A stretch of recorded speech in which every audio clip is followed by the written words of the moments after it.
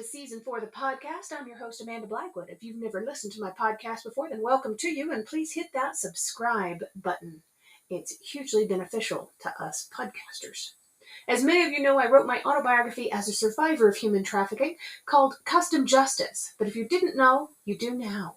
Keeping in line with that, this entire season has been focused on interviewing other people who did or plan to write about their own experiences as trauma survivors and how they overcame their past. As much as we all hate commercials, they are a necessary evil these days. That's what keeps the show on the air. You can also show support by purchasing one of my mini books or donating through PayPal or leaving a review on whatever platform you listen to this podcast on. You can find the links for the books or donation options in the podcast description, of course, as well as the links to the guest. As always, a portion of the proceeds from this podcast do go to local organizations that help fight human trafficking. Hey folks, welcome back to the podcast. As always, I'm your host, Amanda Blackwood. I have such a fun guest with me today. We've already been talking together for 15, 20 minutes before even coming into the recording, just because she is that much fun. You guys are going to love her energy. You're going to really recognize her story in a lot of yourselves. So welcome to the show, Maureen Scanlon. Hello, listeners. Hello, Amanda. I'm so happy to be here. Guests. All right. Listeners, I want to say I had Amanda as a guest and she was fantastic. So it's a no-brainer that I would be here today so we can continue our conversation. And Maureen, I just love you to pieces. You're just so awesome. Tell these people what your podcast is so they can go and find you. Oh, love you for that. Thank you. So my podcast is called I Never Knew, But My Dog Did. And we're on all platforms, YouTube, all that fun stuff. And basically it's the same thing as like yours. We're trying to do good in the world by sharing stories of what we've been through, struggle, heartbreak, trauma. So people can listen and say, oh my gosh, that's where I'm at. How do And I think it's healing for everybody when we share our stories and we relate to each other to say, hey, I've been there too. And that's really why I started it, why I'm so passionate about it. And having guests like you on, we just find these threads of synchronicity where it's like, oh, I need to meet you. I need to talk to you. And our listeners are the beneficiaries of that. Yes. It's so cool that I have the opportunity to talk to amazing people like yourself. I probably wouldn't have ever met you or had a conversation with you if I hadn't decided that, it's time to start talking about all this stuff. So isn't that incredible? Like, we have no idea who is going to be attracted to our path, and there's always a reason for it. So I always say we're teaching or we're learning, and here we are. And yes, I would probably not have crossed paths with you, darn it. But you're in Denver and I'm in Austin, and my husband's from Denver, and my stepson. So you never know. Yeah, absolutely. And we hear constantly these days, find your tribe. It's hard to find your tribe if you're not willing to talk about it. Yeah. And you don't have to find them. I've learned through the podcast, through the books, through the coaching. I am not a salesy girl. So I'm just one of these where I'm just like, build it and they will come. And I have found that when I'm in that vibration, people just show up. And that's the fun. Like you're recording, 8-9 months out, you have, a long list of guests wanting to be on it. That's how you're bringing it, and you will attract your tribe. You don't have to do anything to work at it. It just happens. Yep, absolutely. The people will show up. So, yep. Maureen, I know you're in Austin, Texas now. Where did you grow up? Are you always from Texas? No, ironically, we just moved here. I've only been here for 4 months. I grew up in Arizona, Glendale, Arizona specifically. I did get married very young at 18, and he joined the military, and then we moved, and we were stationed in Germany for 4 years. That's where I was born. Heidelberg? K-Town. K-Town, Kaiser. Oh, my daughter was born in Heidelberg. Love it. Yeah. And then we were transferred to Monterey, California, which I absolutely love that area. That's where I want my ashes spread, is right there, on the 18 mile drive. But then we came back to Arizona, and I was in Arizona the entire time until December, when my little munchkin, my sunshine girl, my middle daughter, is telling us that she's having a baby. And so then we were like, uh-oh. So 60 days, sold a house, bought a house, moved to Austin, and we are on baby watch. Woo. We have she's right about 35 weeks. So yeah, August 15th is her due date. And so here we are in Austin. Man. So you bought a new house, you sold your other house all within 60 days. How unusual is that? You know what, though? I think it's my personality, and I know you are exactly like me. It's like when I make my mind up to do something, and listeners, if there's any advice I can give, it's this: just do it. Just Yep. do it. Just like Nike says, just do it. Um, when you overthink or think too much about something and then weigh this out and weigh this out, sometimes I have found the best things in my life have been when I just jumped off that cliff and was like, whatever happens, happens. You know, I'm very grateful my husband and I are the same way when it comes to this kind of stuff. When we make up our mind to do something, we just go and do it. It's time. Let's do it. Let's go for it. I love it's part of what we were talking about when we got on air. We were talking about how we became sort of coping in crisis. And so I feel like we take more risks because sometimes I think my mentality for a long time was, well, it can't get any worse than this. And so I think it felt like this kind of risk taking mentality. And then it started working out for the best rather than worse. Right. And there can be some danger in that thinking, it can't get worse, or I've been through worse. True. And I've seen that a lot of people, and I actually saw that in myself. So just a little weird side tangent here. In the middle of my trafficking, I had a plane ticket to get out of Scotland, but I had to wait 5 days for that flight because I couldn't afford anything sooner than that. And during that time, I told myself, I've been through worse. I can last the next 5 days of going through this abuse to get on that flight. And what I didn't know was that I was going to be abused to the point where I ended up with kidney failure. And I was in the hospital when the flight took off, and I missed the flight.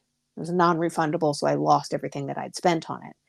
That mentality of thinking I've been through worse can be so dangerous because it leaves us in that place of danger, of being in survival mode for so long, that we forget that we don't have to go through worse. Did I lose you again? It got really quiet. I'm here. Oh, there you are. I'm here. I think that's like a sort of that programming of desperation, or even like I need a thread of hope. I think it's how it's definitely self-preservation. When we say it can't be worse, because if we think it's the worst, that's when we end up with suicidal ideation, or we end up just not trying anymore. We have no motivation to try. So I think it's a programming of dealing with trauma. Yes, I would agree. Yeah, and there's definitely good and bad to it, as it is with most trauma reactions. Yeah. So tell me a little bit about your trauma. What is it that you had to go through to be able to get you on this path in your life now? So as I mentioned, I was married young. And so I was 19 and I was pregnant, 3 months pregnant. Get this, I got pregnant literally a month after I had sex for the first time. So unfair, I know. Oh, no. And I had waited, to because my mother was insistent that, it's something you give your husband. And so I had waited, and I didn't have any knowledge of sex or anything like that. My mother was very conservative, very Irish Catholic. And so we didn't have a birds and the bees taught. I didn't know really anything. And so it sounds silly, but I should have known, but I was very naive. So I get married, 3 months pregnant. He goes and joins the military without even telling me. And so it started even before he left. Excuse me. So he had me up against the wall. I'm pregnant, choking me. And I find out he has a drug addiction, which I did not know about. And of course, I'm trying to get out of my house. My household was very strict, didn't have a lot of freedom, couldn't really express myself. There was not a lot of nurturing. We didn't say I love you. There was not really hugs. We had everything we needed. And I know they did the best they could based on how they were raised, but it was definitely lacking emotionally. And so I already have this codependent mentality of make people happy, make people happy. And so I'm like, I'll fix you, I'll help you. Should have left the very first time he had me up against the wall choking me. But my family said, once you're out, you're out.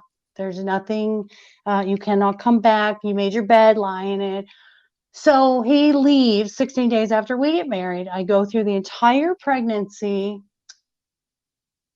and the birth, nobody in the room with me.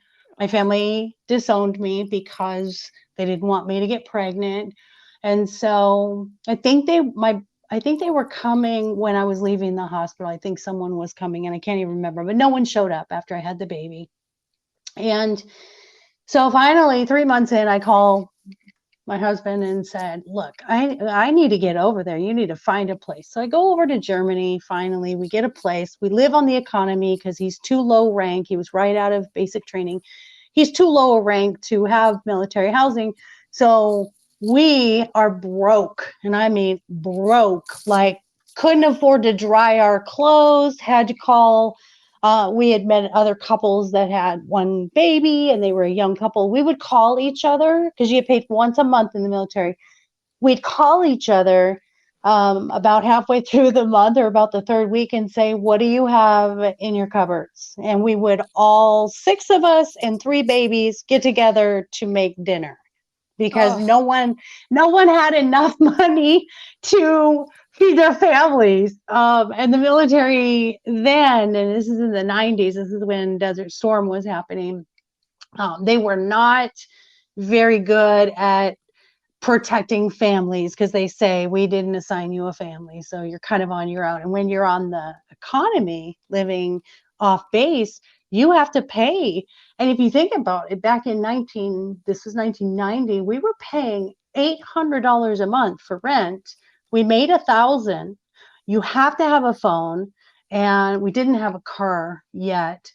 So you're talking, I had $200 left after paying the rent. Oh, you have to pay water, hot and cold water, which is really weird.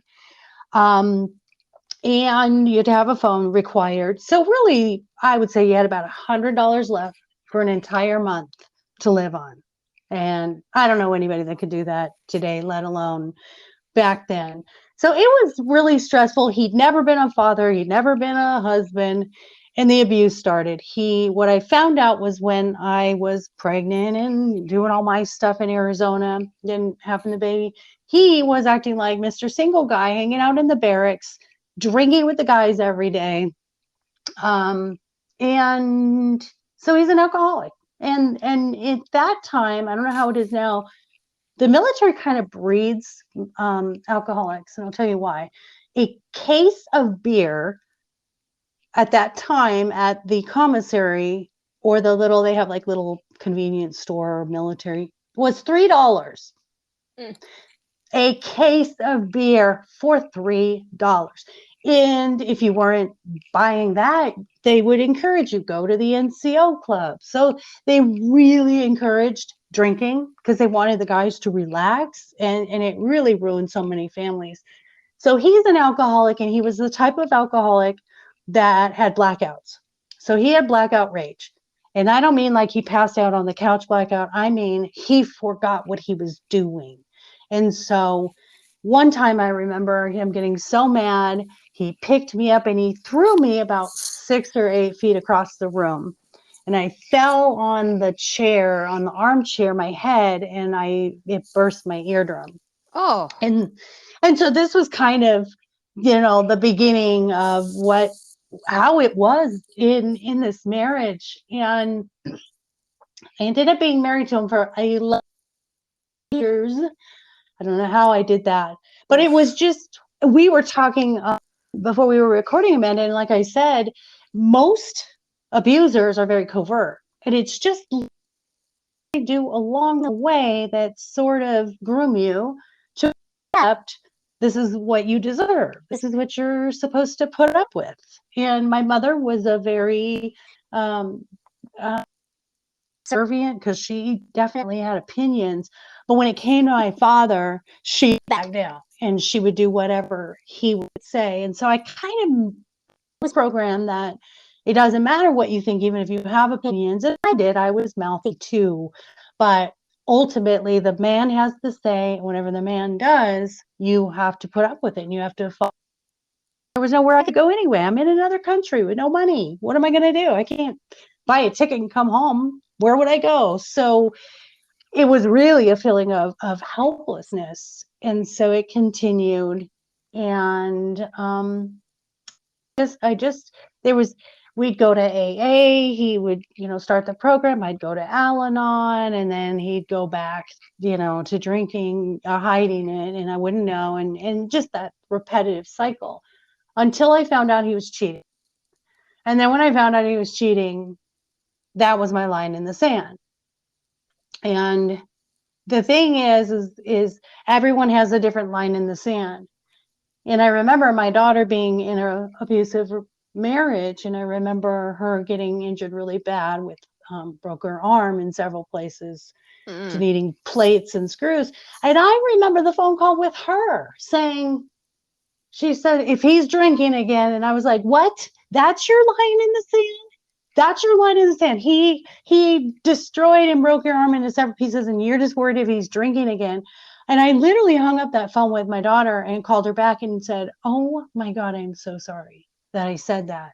Oh. Because I did the same thing. I put up with the abuse, but the cheating was where I drew the line. And people have asked me, why was the cheating drawing the line? And I realized I had this epiphany moment that if I told people he was abusing me, then I looked like a fool. Why would I put up with that? Why would you do that? You're a really intelligent woman. Why would you let someone do that? But by breaking up with him and divorcing him over cheating, it was a no-brainer. He looked like the fool and the idiot. So it was very much a shame-driven reason why I couldn't do anything until it was like clear cut and black and white, where he was going to look like the jerk. And it wasn't because of the abuse, it was because of cheating. Wow. So you went through so much, and then to watch your daughter go through the same thing. Do you think that she was more open to accepting the abuse in her life because she saw you accepting the abuse in yours? Trigger. Sorry, I know that's a really hard question, and it's a sharp double-edged sword, because the answer can be yes and no. Oh, let me tell you. Okay, so mommy guilt at its finest right there. So I remember one time he was losing his mind. He was, pushing me around, throwing stuff, which he would only throw stuff that mattered to me. And I remember looking across the room and seeing my girls, who were 6 and 8 at the time, at their little table in the corner looking at me. And that was my moment, like, holy crap. Like, if you're going to put up with it, Maureen, it's one thing, but you're literally showing these girls right now, that's the kind of man you choose. That's the kind of man that can do whatever he wants to you when you go out in the world and you get a relationship. And oh, you just went quiet. Are you there? Yep, there you are. Oh, sorry. So it was seeing them watch this and me thinking, oh my gosh, I'm putting up with this, that I'm teaching them this, out into the world and have a relationship and pick a guy like this. And that was really a big moment for me to say no. But they were 6 and 8, and I don't know what was instilled. So right. I had guilt. I definitely had that mommy guilt. I divorced him. And so when my daughter started getting in these abusive relationships, she got pregnant at 17, and she was in these dysfunctional and domestic violence relationships, of course, I felt horrible, like it's all my fault. I didn't get her out. This is the kind of dad I picked for them, and it ate me alive for years.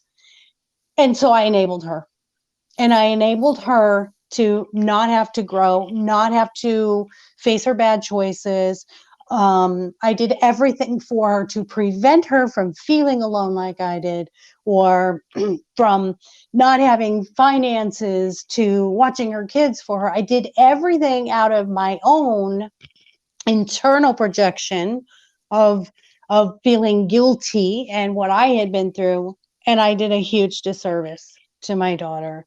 And there was a moment I was sitting with some friends, and I had a breakdown and a breakthrough where I had to realize I have to let go of that guilt, because I Yes. have two other children that they're those issues. So I had to finally say, it's not your fault he's the kind of parent he is. It's not your fault he did the things that he did. And your daughter has choices to accept it or copy it. Whichever one she wants to do, she can do something different or she can do something the same. That was the biggest, I think, moment in my life where I could let it all go now and say, you know what, I was a good mom. I did the best that I could. I can't help that you witnessed what you witnessed. And that's maybe the lesson that you needed to learn for yourself, to choose a better man or to speak your truth. And so, yeah, that's a hard question. Yeah. I mean, she was there to be able to witness you get the strength to get out. Right, right. That's what I was hoping. I was hoping, and you never know with children. I mean, Right. you don't, it's a crapshoot. You don't have any say really in what they take in and what they filter out and what they delete. And like I said, my little Jordan, my daughter who's pregnant now, she picked a wonderful man. She just got married at 31 or at 30, and now she's having a baby at 31, and her husband is fantastic. My son is the best. He's got a fiance. He's really attentive and loving and kind in his relationships. So I had to finally just say, I didn't cause anything that happened in my children's lives. They have their own life to live. Yes. So that was really letting go of the guilt. And if there's any listener out there, and I know we do this, a lot of us will get out of these and still continue making peace with the other parent for the co-parenting, but still taking the abuse. I saw something, I was going through life coaching stuff and I was doing categories, and I saw something called post-separation abuse. And I was like, oh, yeah. Because, yeah, there's abuse and you get out of the relationship for a reason, but notice, and you'll hear this on true crime, the most dangerous part of, of relationship and the risk of being killed or injured is after you leave. Yes. There's this post-separation abuse where now there's no love and kindness. They're not trying to be good to you to stay in the relationship. Now all their nastiness is right there in that post-separation abuse of using the kids, using money, using everything against you to continue to abuse you. That's when we have to stand up and be the strongest that we have ever been. And in my coaching, I do divorce coaching and breakup coaching, because that's the moment you need to be the strongest and the more steadfast on separating yourself from them. No contact, no responses, talking only about children, sticking to the facts, no emotions. So I saw that the other day. Right. And I lived through some of that myself. So when I got divorced from my son's father, he used my son in horrible ways to be able to manipulate and try to force me into still having an intimate relationship with him when I didn't want to, when I was done, you know. Yeah. And it's so common for people to do this. They treat children like they're pawns. Yep. Yep.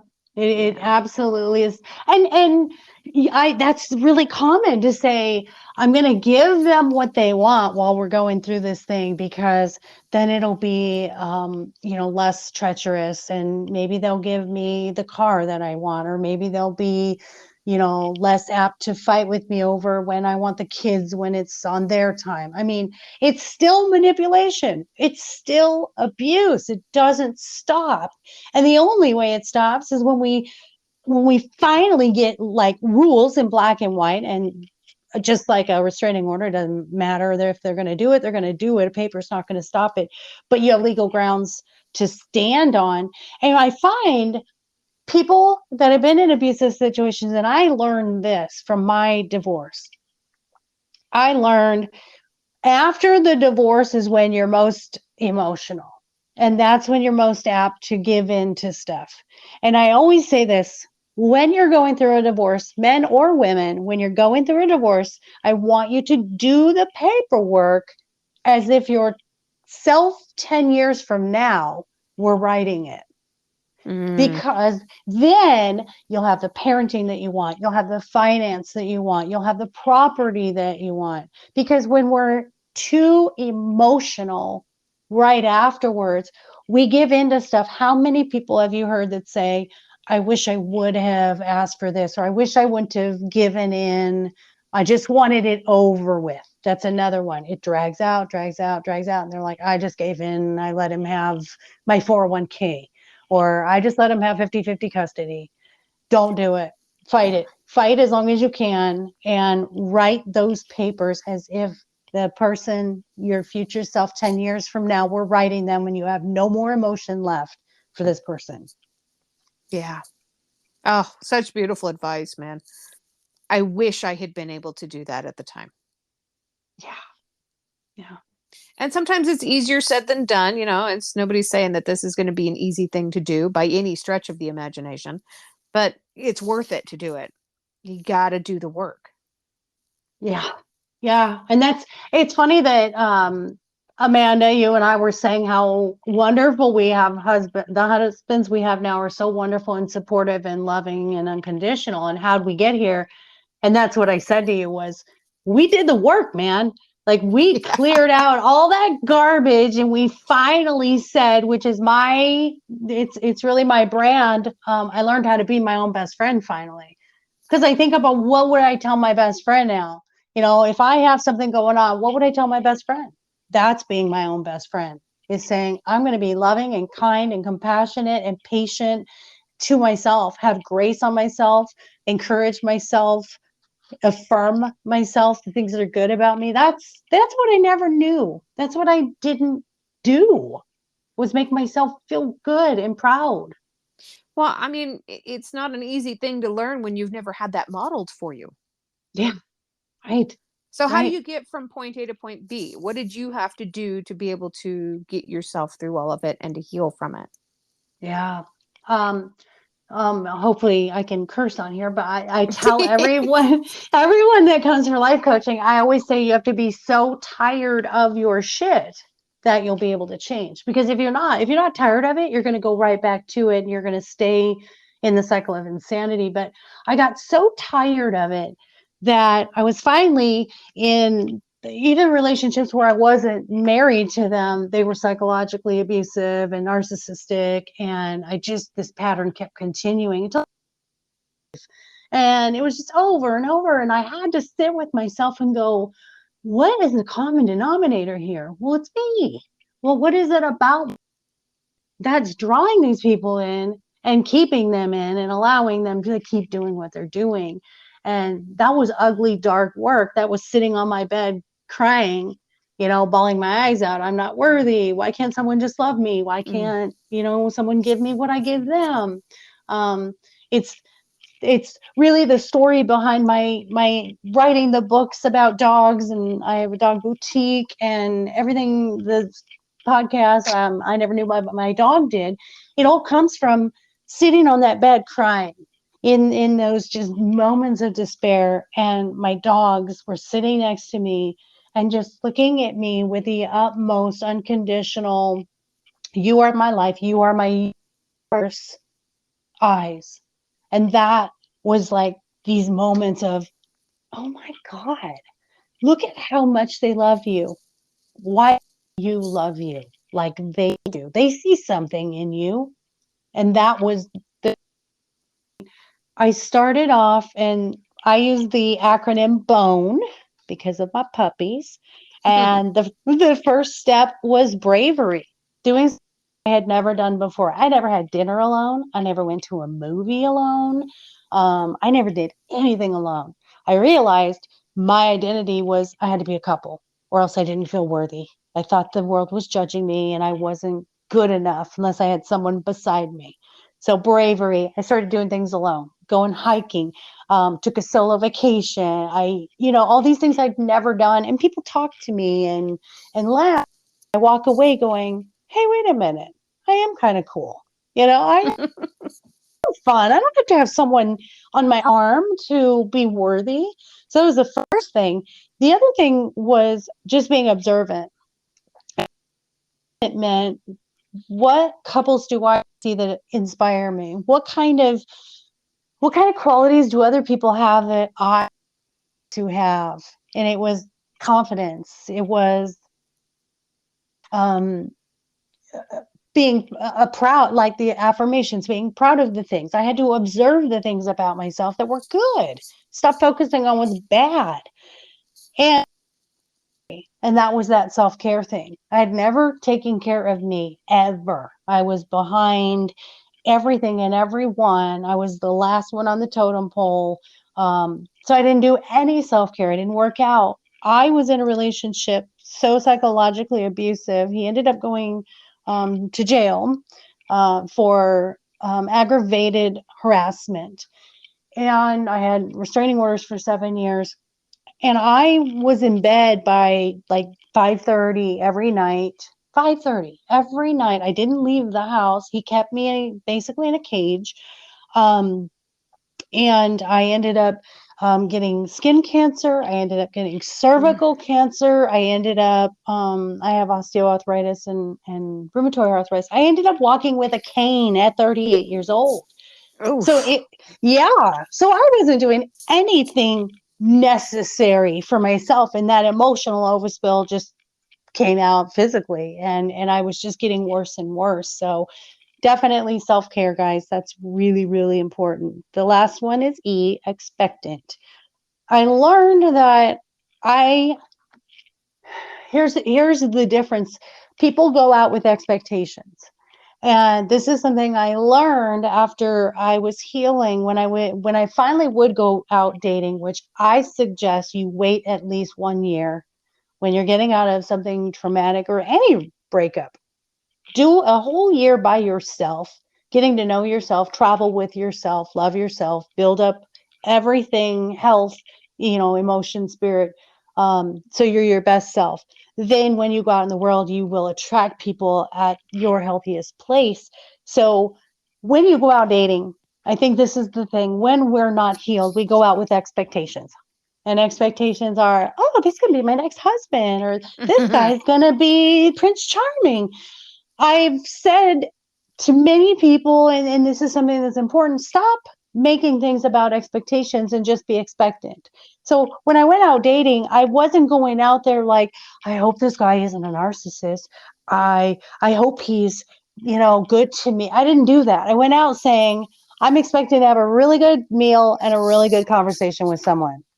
And boy, did my dating life change, because then I sat across from someone going, I hope you're worthy of me, instead of me saying I need to earn your admiration and your, whatever, your love. And, I stopped doing all that. Then I was so comfortable in my own skin finally that I didn't go out with any expectations of future. I just went out there mindfully, just intentionally saying, I'm going to have fun tonight. That's it. Oh my gosh, that's fantastic. Yeah, and it makes such a difference when you do spend that time by yourself. In my case, it made such a difference that I ended up with 4 cats. But in most people's cases, they come away with this understanding more about who they are. Who are you on your goals? What are your dreams? Stop tying yourself to the dreams of another person and wanting to push them where it is that they're trying to get to. Worry about where it is that you're wanting to go and what you're wanting to do.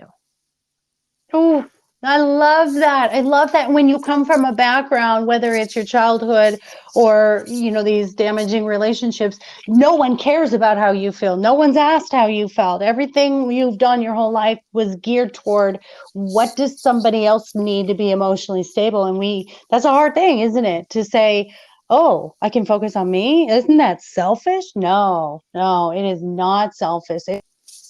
Because you have to be your best in order to be the best for anybody. Right. First. And if you really want to think about who's being selfish, think about the one person who's thinking about themselves over there and expecting you to think about them also. Yeah. Yeah, exactly. That is selfish. Yes. 100%.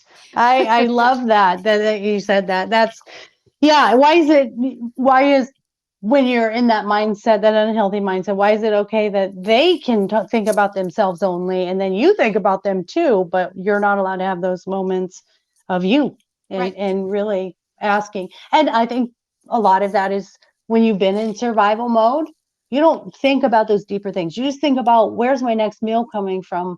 Am I safe in this moment? You really don't get into those deep self-awareness things because you honestly don't have time. You're in crisis. You're in coping mode, right? Yep. And you stay there as long as you allow yourself to stay there. Yeah. Until you get tired of it, because you do. Yep. You get wore out. Your body, your mind, your spirit, your soul gets to a point. I think we all do. I think every guest that comes on your podcast and on mine, we all had to reach a point where we're like, I'm just tired. I'm just tired of feeling exhausted and trying to survive and trying to scrape by and not feeling good enough. And that's when the change happens. You have to get to the point where you're just so tired of where you are. And it's just like when you go to Alcoholics Anonymous or Narcotics Anonymous, you have to be in the position to be ready to help yourself. You cannot walk into a therapist's office thinking, well, they can fix me. They have a magic wand. They don't have no magic wand. They can't just wave something at you and say, all right, ta-da, you're healed. There's no set time frame. They can't say, come see me every week for the next year and you'll be done. They don't know. You don't know. Nobody knows what it's going to take to heal until you start really getting into it. But you have to be willing to get the work done. I tell people all the time that when I saw my second therapist, I approached it very matter of factly, and I told her, "Do not come at me with walking on eggshells or treating me like I'm a porcelain doll, because if I was going to break, I would have broke already. And number 2, don't come at me with prescription medications because I don't want a Band-Aid. I want a shovel." Yes. Okay, listeners, I have to interrupt. Mic drop right there. Thank you. We don't need to medicate everything away. There's other ways to do it. There really, really is. I love that you said that. You got to dig deep. Yeah. And you know what I realized recently, Amanda, is you don't go through like, oh, I'm healed. You're healed. You're never completely healed. And it's so funny. I'm in this healthy place in my life, like financially, in my marriage, with my kids. Triggers still pop up. There is stuff that still pops up. And it's like, let me give a good analogy. It's like you're just sitting there minding your own business and something smacks you on the side of the head and you're like, hey, where'd that come from? Yeah. I didn't deserve that, and I still to this day have stuff. My husband and I just had an argument 2 days ago. We had a conflict. Boom, did that pop up? Something popped up and I'm like, hey, what are you doing? You're not supposed to pop your head up. That was resolved. But it isn't always resolved. And what I have found is it might present itself in different ways with different people.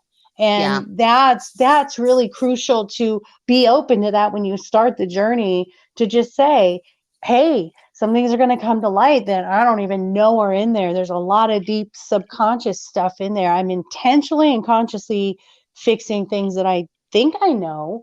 But then remember, guys, there's going to be some stuff subconsciously stuck in there that does need to come out. It might be 5 years, 10 years, or 20 years, but at least it's Yeah. coming out, right? Yeah, absolutely. And it's so important to let the people in your life know that you've had to deal with crap. And if you have these reactions, it has nothing to do with them. It has everything to do with the people who injured you in the past. And it breaks my heart when I get in the conversation with somebody who says, well, I just don't tell my partner, my boyfriend, my husband about anything that happened to me because that's in the past and I've moved on from that. No, you have Oh, not. no, no, no, no. Not good. Not good. Because those ghosts are coming out. Whether you tell them or not, Oh those yeah. ghosts are going to come out and you're just going to be like, where the hell did that come from? Why did that happen? And vulnerability is part of true intimacy. If you Right. can't be completely open and honest and vulnerable about the stuff that you've been through, then do you really know a person? Do they really know you? I want my husband to know everything, the good, bad, and the ugly, and love me unconditionally because of that, not avoid those conversations. Yeah, the past is the past. Nobody said you have to, I always call it like a file. Think about your trauma, being in a file in the cabinet. You can pull the file out and read it every day, or you can just tuck it away and say it's there. And every now and then I might want to read through it and then put it back in the drawer. Right. But I do think being an open book with your partner is absolutely crucial to have the most honest, healthy relationship. And you can read more about that in my book. My dog is my relationship coach, which I talk about all these different things that I'd gone through and how I ended up being able to have these healthier relationships and better marriage. And I was not good. So thank God for my dogs. So where do people go to grab a copy of your book? I am everywhere. I'm on Outskirts Press. I'm on Amazon, Barnes and Noble, Walmart, Target, you name it. But you can also go to my website and order it right or buy it right there. It's lifecoachmaureen.com, and that also has info about the podcast, the other books, as well as my doggy boutique where I make homemade healthy treats for your puppies, and we make handmade really cute bandanas and fun stuff. That's mydoggiseverything.net. So I'm excited about Oh, that. that's awesome. That one's really fun. We're doing like these really cool markets around Austin, and I freaking love Austin, people, because it's such a dog city. And every time we go do a market on the weekend, we have one this weekend on Saturday. And literally, I get to sit in Austin at our booth and have 30 or 40 dogs visit me. Like who and make money. So like how can it be any better than that? Like, hello, heaven. Yes. So your dog is your relationship coach, but everybody else's doggy is just your emotional support life. Right. Right. There's no such thing as a service dog because they're all emotional support animals. Yeah, no, I am so all about the puppies. And my first book is My Dog is More Enlightened Than I Am. And that was really what we're talking about today, Amanda, is that whole discovering myself and finding myself and learning to love myself. So guys, listeners, if you want to, start with the first one if you're in that place of needing healing. And then the other one is once you're ready to start that dating, or if you're in a committed relationship that's not as fulfilling as it could be, then that second book is really good too. Yes, I think what you're doing is just fantastic. I love that you're a life coach now and you're helping people to understand this stuff about them and to get through these hard times and to, really start to dig deep. Grab that shovel. Stop using the band-aids. Grab that shovel, start digging deep and figure it all out. I just think it's admirable. I think you are amazing, and I love you. Oh my gosh, I love you too. And I love your vulnerability and your willingness to be open about this on your podcast and your book. It takes a lot. It takes a lot to be able to share those shame stories, and what we've been through. And there's that sort of risk of being judged, but we're doing it for the greater good, right? Yeah. I mean, we are being the voice that our younger selves needed. I think that's our purpose here. At least I know it's my purpose is to touch the starfish story. It mattered to that one. So if I touch one person that sends out a ripple in the world, I've done my job. I love that you brought up the starfish story. I end so many of my public speaking events with that story and throw my own spin into it, literally, by getting star-shaped motivational quote stress balls and throwing those out into the audience like they're my ocean. I love, oh my gosh, synchronicities. There you go. I always say there's that synchronicity, like spirited. I love that. That's my whole thing is just be the difference to that one person that you didn't have when you were going through something. Yeah, I always tell people, as one person, you may think that you cannot change the whole world, but as one person, you can change the whole world for someone else. That's right. That's Yeah. right.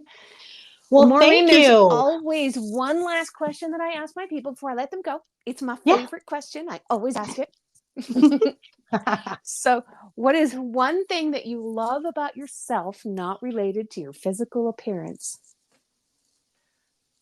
You're gonna laugh. I think you're all gonna laugh, but I love this. I just found out that I am high functioning autism spectrum. Really? That's I, fascinating.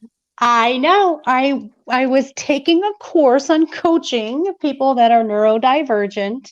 I was diagnosed with ADHD years and years ago, about 20 years ago, and I had these things that I do, and I'm studying, taking this course, and I'm certified in. And there's a quiz, and they say, go to this website and take this quiz. And I take this quiz, and it says, very highly likely you are on the autism spectrum. And it Oh used to my be called gosh. Asperger's, so Yeah. they don't call it that anymore. It's autism spectrum level 1, and I'm actually proud of that. And I think it gave me some insight as to why I understand so many people, because not knowing that I had this gift, and I'm calling it a gift because I think it gives me the ability and insight that some people aren't able to have. I think differently. I'm wired differently, and my quirks. I love my quirks, and yeah, that's what I love. So I'm happy. It just so happens I love your quirks too, lady. You're awesome. So autistic, ADHD, neurodivergent unite, and yeah, there's no shame in anything that is you. That's the line I want to leave you with. There's no shame in one single shred or cell of who you are. None. You're fabulously and beautifully here as a beautiful soul to make a difference and a change. You just got to find that purpose.